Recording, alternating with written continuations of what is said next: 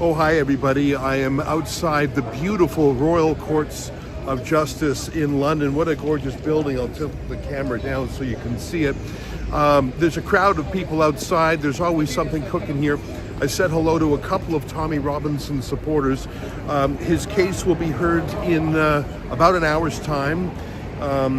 Justice Martin Chamberlain presiding, and Tommy will have a legal team led by the King's Counsel barrister named Alistair Williams, who's excellent.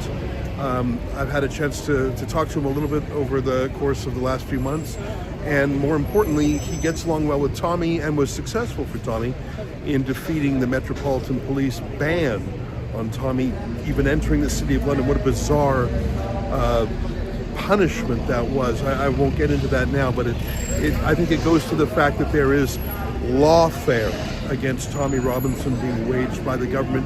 One of Tommy's books is called Enemy of the State. It's his autobiography, and it really is the truth. We like to think that the United Kingdom, like Canada, like the United States, is a liberal democracy with the rule of law, with a light touch. But as Lavrentiy Beria, the Soviet secret police boss, said, "Show me the man, I'll find you the crime." And it is possible, even in a liberal democracy like the UK, for the state to weaponize things and say, we'll find something to get him. And I think that's the approach they're taking with Tommy. It really is a disgrace to the tradition of the UK, which was the crucible of freedom of speech and really liberty and law. Anyways, I'm going to go in the court now, find my way to the courtroom, make sure I get in there with enough time to get a seat, find a plug for my computer, and I'm going to be live tweeting the proceedings, which I like to do.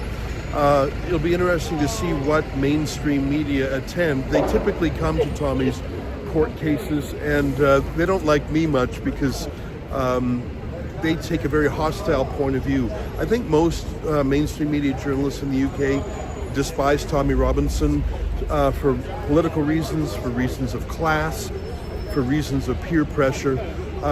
But more than just individual journalists, I don't think that there's any mainstream newspapers or broadcasters who would even allow a journalist to be neutral. I think the only exception would be there's a number of people at GB News who give him a fair hearing.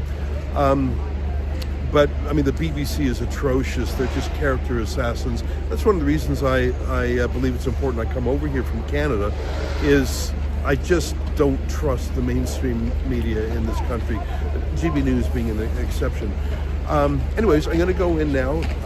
Follow along on my Twitter handle, which is simply my name, Ezra Levant.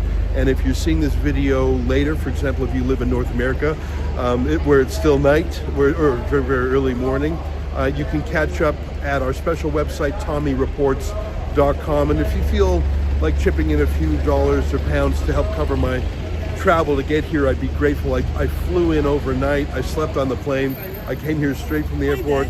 And there's lots of friendly folks here, saying hello, which is a lovely treat to be welcomed by Tommy supporters. And then I'm going home. I'm going home at the 6 p.m. flight, so I'm not even on the ground for 12 hours. But that's the way to do it. So check out my reports at TommyReports.com, and I'm going to go in now. Cheers.